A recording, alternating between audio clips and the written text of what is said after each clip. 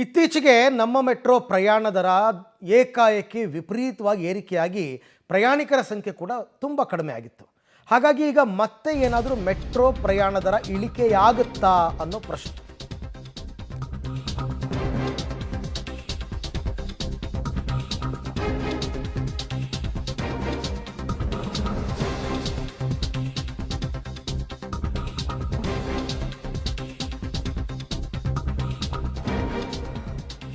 Metro ಪ್ರಯಾಣ ದರ ಮತ್ತೆ ಇಳಿಕೆಯಾಗುತ್ತಾ ಅಂತ. ಯಾಕೆಂದರೆ ಹೊಸ ದರ ನಿಗದಿ ಸಮಿತಿ ರಚನೆ ಬಗ್ಗೆ ಸರ್ಕಾರ ಚಿಂತನೆಯನ್ನು ನಡೆಸಿದೆಯಂತೆ. 2-3 ದಿನಗಳಲ್ಲಿ ಹೊಸ ದರ ನಿಗದಿ ಸಮಿತಿಯನ್ನು ರಚನೆ ಮಾಡ್ತಕ್ಕಂಥ ಸಾಧ್ಯತೆ ಇದೆ. ದರ ಇಳಿಕೆಗೆ ಕೇಂದ್ರಕ್ಕೆ ಒತ್ತಡ ಹಾಕಲಿದ್ದಾರೆ ಬೆಂಗಳೂರಿನ ಸಂಸದರು. ಮೆಟ್ರೋ ದರ ಏರಿಕೆಗೆ ಪ್ರಯಾಣಿಕರ ಆಕ್ರೋಶದ ಬೆನ್ನಲ್ಲೇ ಈಗ ಈ ನಿರ್ಧಾರಕ್ಕೆ ಬರಲಾಗಿದೆ. ಹೊಸ ದರ ನಿಗದಿ ಸಮಿತಿ ಇವರು ಈ ಸಮಿತಿಯನ್ನು ರಚನೆ ಮಾಡಿ ಇವರೆಲ್ಲ ಕೂಲಂಕುಷ ಪರಿಶೀಲನೆ ಮಾಡಿ ಒಂದು ಶಿಫಾರಸನ್ನು ಮಾಡಬೇಕಾಗತ್ತೆ. ಇದು ಸರಿಯಾಗಿದೆಯಾ, ದರ ಏರಿಕೆ ಮಾಡಿರೋದು ಇಲ್ವಾ, ಎಲ್ಲ ನೋಡಿದ ನಂತರ ಕಡಿಮೆಗೆ ಅವ್ರು ಶಿಫಾರಸು ಮಾಡಿದ್ರೆ ಆಗಬಹುದು. ಈ ಬಗ್ಗೆ ಮತ್ತಷ್ಟು ಮಾಹಿತಿ ನನ್ನ ಕೊಲೀಗ್ ಲೋಕೇಶ್ ಅವರಿಂದ ಪಡ್ಕೊಳ್ಳೋಣ. ಲೋಕೇಶ್, ಹೊಸ ದರ ನಿಗದಿ ಸಮಿತಿಯನ್ನು ರಚನೆ ಮಾಡ್ತಕ್ಕಂಥದ್ದು ಯಾರು? ರಾಜ್ಯ ಸರ್ಕಾರನ, ಕೇಂದ್ರ ಸರ್ಕಾರನ? ಈಗ ರಾಜ್ಯ ಸರ್ಕಾರ ಈ ಸಮಿತಿ ರಚನೆ ಮಾಡಿದ್ರೆ ಕೇಂದ್ರ ಸರ್ಕಾರಕ್ಕೆ ಇವರು ಒತ್ತಡ ಹಾಕೋದಕ್ಕೆ ಎಂಪಿಗಳು ಸಾಧ್ಯತೆ ಇದೆಯಾ? ಹೆಂಗೆ ಇದು ಅಂತ ಆ್ಯಕ್ಚುಲಿ ಅರವಿಂದ್, ಈಗ ದರ ನಿಗದಿ ಸಮಿತಿಯನ್ನು ರಚನೆ ಮಾಡುವಂಥದ್ದು ರಾಜ್ಯ ಸರ್ಕಾರ ಮತ್ತು BMRC ಅಲ್ಲಿಂದ ಇದ್ದಂಥ ಅಧಿಕಾರಿಗಳನ್ನು ಒಳಗೊಂಡಂಥ ಒಂದು ಸಮಿತಿ ಇರುತ್ತೆ.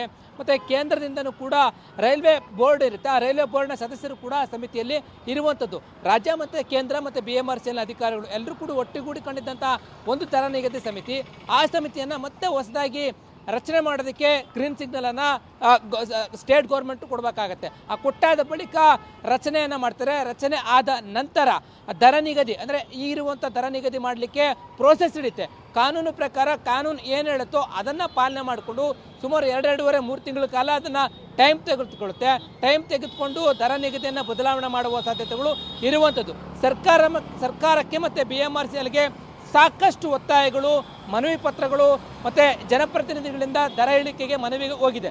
ಈ ಮನವಿ ಹೋದ ಬೆನ್ನಲ್ಲೇ ಈ ಸರ್ಕಾರನೂ ಕೂಡ ಈಗ ದರ ನಿಗದಿ ಸಮಿತಿಯನ್ನು ಹೊಸದಾಗಿ ರಚನೆ ಮಾಡೋದಕ್ಕೆ ಚಿಂತನೆ ಆಗ್ತಾ ಇದೆ ಅನ್ನುವಂಥದ್ದು ಮಾಹಿತಿ ಲಭ್ಯ ಆಗಿರುವಂಥದ್ದು. ಮೊನ್ನೆ BJP ನಿಯೋಗ ಮುಖ್ಯಮಂತ್ರಿಗಳನ್ನು ಭೇಟಿ ಮಾಡಿದಾಗಲೂ ಕೂಡ ಹೊಸದಾಗಿ ಸಮಿತಿಯನ್ನು ರಚನೆ ಮಾಡ್ತೀವಿ, ತದನಂತರ ಕೇಂದ್ರದಲ್ಲಿ ಒತ್ತಡವನ್ನು ತಂದು ದರ ಬದಲಾವಣೆ ಮಾಡೋದ್ರ ಬಗ್ಗೆ ಚಿಂತನೆ ಮಾಡ್ತೀವಿ ಅನ್ನೋದ್ರ ಬಗ್ಗೆ ಈಗ ಮಾಹಿತಿ ಲಭ್ಯ ಆಗಿದೆ. ಹಾಗಾಗಿ 2-3 ದಿನಗಳಲ್ಲಿ ಏನಾದರೂ ಸಮಿತಿ ರಚನೆ ಆಗುತ್ತಾ, ಆದ ಬಳಿಕ ಈ ದರ ನಿಗದಿ ಏನಿದೆ ಅದಕ್ಕೆ ವಿರೋಧ ಆದ ಹಿನ್ನೆಲೆಯಲ್ಲಿ ಎಷ್ಟರ ಪ್ರಮಾಣದಲ್ಲಿ ಇಳಿಕೆ ಮಾಡ್ತಾರೆ ಅನ್ನುವಂಥದ್ದು ಕೂಡ ಕುತೂಹಲಕಾರಿಯಾಗಿದೆ. ಆದರೆ ಇಳಿಕೆ ಮಾಡೋದ್ರ ಬಗ್ಗೆ ಒಂದು ಕಡೆ ಚರ್ಚೆ ಆಗ್ತಾ ಇದೆ ಅನ್ನುವಂಥದ್ದು. BMRC ಅಲ್ಲಿ ಕೂಡ 1 ತಿಂಗಳ ರಿಪೋರ್ಟನ್ನು ರೈಲ್ವೆ ಬೋರ್ಡ್ಗೆ ಸಬ್ಮಿಟ್ ಮಾಡುತ್ತೆ. ಪ್ರಯಾಣಿಕರ ಇಳಿಕೆ ಮತ್ತು ದರ ಏರಿಕೆಯಿಂದಾಗಿ ವಿರೋಧಗಳು ಮತ್ತು ಮನವಿಗಳು ಎಷ್ಟು ಬಂದಿವೆ ಅಂತ ಆ ರಿಪೋರ್ಟನ್ನು ಆಧರಿಸಿ ಕೂಡ ದರ ಇಳಿಕೆ ಮಾಡೋದಕ್ಕೆ ಚಿಂತನೆಗಳು ಆಗ್ತಾ ಇದ್ದಾವೆ ಅನ್ನುವಂಥದ್ದು ಸ್ಪಷ್ಟವಾಗ್ತಾ ಇದೆ. ಈಗ ಬೆಂಗಳೂರಿನ 3 ಎಂಪಿಗಳು ಕೂಡ ದರ ನಿಗದಿ ಸಮಿತಿ ಆದ ಬಳಿಕ ಸೆಂಟ್ರಲ್ನಲ್ಲಿ ಒತ್ತಡವನ್ನು ಮಾಡಿ ಇಳಿಕೆ ಮಾಡಲಿಕ್ಕೆ ಈಗ ಮುಂದಾಗ್ತೀವಿ ಅಂತ ಹೇಳ್ತಾ ಇದ್ದಾರೆ. ಅಂದರೆ ರಾಜ್ಯ ಸರ್ಕಾರನೇ ಸೆಂಟ್ರಲ್ಗೆ 100% ದರ ಏರಿಕೆ ಮಾಡಿ ಅಂತೇಳಿ ಮನವಿ ಮಾಡಿತ್ತು. ಸೆಂಟ್ರಲ್ 50% ಏರಿಕೆ ಮಾಡಿದೆ. ಹಾಗಾಗಿ ಈಗ ರಾಜ್ಯ ಸರ್ಕಾರನೇ ಇಳಿಕೆ ಮಾಡೋದಕ್ಕೆ ಮುಂದಾಗಬೇಕು ಅಂತೇಳಿ BJP ನಿಯೋಗ ಒತ್ತಡ ಆಗ್ತಾ ಇರುವಂಥದ್ದು. ಈ ದರ ನಿಗದಿ ಸಮಿತಿಯ ಹೊಸದಾಗಿ ರಚನೆ ಆದರೆ ದರದಲ್ಲಿ ಎಷ್ಟು ಇಳಿಕೆ ಆಗುತ್ತೆ ಅನ್ನೋದನ್ನು ಕಾದು ನೋಡಬೇಕಾಗುತ್ತೆ ಅರವಿಂದ್. ಬಟ್ ಇಷ್ಟೆಲ್ಲ ಪ್ರೋಸೆಸ್ ಆಗಿ ದರ ಇಳಿಕೆ ಆಗೋದಕ್ಕೆ ಎಷ್ಟು ಸಮಯ ಬೇಕಾಗ್ಬೋದು ಅಂತ ಲೋಕೇಶ್? ಅರವಿಂದ್, ಖಂಡಿತ ಈ ಪ್ರೋಸೆಸ್ ಎಲ್ಲ ಮುಗಿಬೇಕು ಅಂತಂದರೆ 2-3 ತಿಂಗಳ ಕಾಲ ಬೇಕಾಗುತ್ತೆ. ಯಾಕಂತಂದರೆ ಕಾನೂನುಬದ್ಧವಾಗಿಯೇ ದರ ನಿಗದಿಯನ್ನು ಮಾಡಬೇಕಾಗತ್ತೆ. ಅದಕ್ಕೆ ಬೇಕಾದಂತಹ ಎಲ್ಲ ಅಂಕಿ ಅಂಶಗಳನ್ನು ಕೂಲಂಕುಷವಾಗಿ ಪರಿಶೀಲನೆಯನ್ನು ಮಾಡಬೇಕಾಗತ್ತೆ. ಇಲ್ಲಿ ಸ್ಟೇಟ್ ಬರುತ್ತೆ ಅಂದರೆ 2 ಸರ್ಕಾರಗಳಿಂದ ಬರುವಂಥ ಅಭಿಪ್ರಾಯಗಳನ್ನು ಅವ್ರು ಕೊಡ್ತಕ್ಕಂಥ ದರವನ್ನು ನಿಗದಿಯನ್ನು ಮಾಡಬೇಕು ಅಂತಂದರೆ ಸಮಯ ತೆಗೆದುಕೊಳ್ಳುತ್ತೆ. ಮೊದಲು ಇಲ್ಲಿ ಕಾನೂನುಬದ್ಧ ಇರುವಂಥ ನಿಯಮವನ್ನು ಪಾಲನೆ ಮಾಡಬೇಕು ಅಂತಂದರೆ ಆ ಪ್ರಕಾರವಾಗಿ 2 ತಿಂಗಳ ಕಾಲ ಆಗುತ್ತೆ ಅಂತೇಳಿ BMRC ಅಧಿಕಾರಿಗಳು ಮಾಹಿತಿಯನ್ನು ಕೊಡ್ತಾ ಇರುವಂಥದ್ದು. ತುಂಬ ಟೈಮ್ ಹಿಡಿಯುತ್ತೆ, ಮನಸ್ಸು ಮಾಡಬೇಕಾಗುತ್ತೆ ರಾಜ್ಯ ಸರ್ಕಾರ ಬೇಗನೆ ಇದನ್ನು ಮುಗಿಸೋದಕ್ಕೆ. ಇಲ್ಲದೆ ಹೋದರೆ ಮತ್ತೆ ಈಗೇನು ಪ್ರಯಾಣಿಕರ ಸಂಖ್ಯೆ ಇಳಿಕೆ ಆಗಿದೆ, ಅದು ಇನ್ನೂ ಕೂಡ ಇಳಿಕೆ ಆಗ್ತಾನೆ ಹೋಗುತ್ತೆ. ಜೊತೆಗೆ ಈಗೇನು ವಿರೋಧ ಆಗ್ತಾ ಇದೆ, ಕ್ಯಾಂಪೇನ್ಗಳು ಮಾಡ್ತಾ ಇದ್ದಾರೆ, ಸೋಷಿಯಲ್ ಮೀಡಿಯಾಗಳಲ್ಲಿ ಟ್ವಿಟರ್ ಅಭಿಯಾನವನ್ನು ಮಾಡ್ತಾ ಇದ್ದಾರೆ, ಆ ಪ್ರಮಾಣ ಜಾಸ್ತಿ ಆಗ್ತಾ ಹೋಗುತ್ತೆ.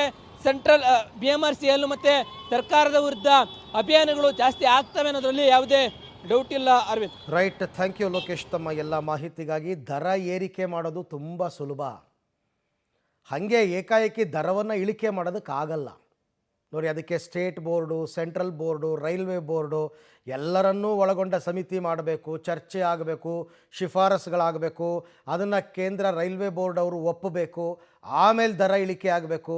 ಇದೆಲ್ಲ ಆಗೋದಕ್ಕೆ 2.5 ಇಂದ 3 ತಿಂಗಳು ಬೇಕು. ಅಲ್ಲಿ ತನಕ ಈಗ ಎಷ್ಟು ದುಪ್ಪಟ್ಟು ದುಡ್ಡು ಕೊಟ್ಟು ಓಡಾಡ್ತಾ ಇದ್ದೀರಾ, ಓಡಾಡಲೇಬೇಕಾಗತ್ತೆ, ಅದರ್ವೈಸ್ ಬೇರೆ ದಾರಿ ಇಲ್ಲ.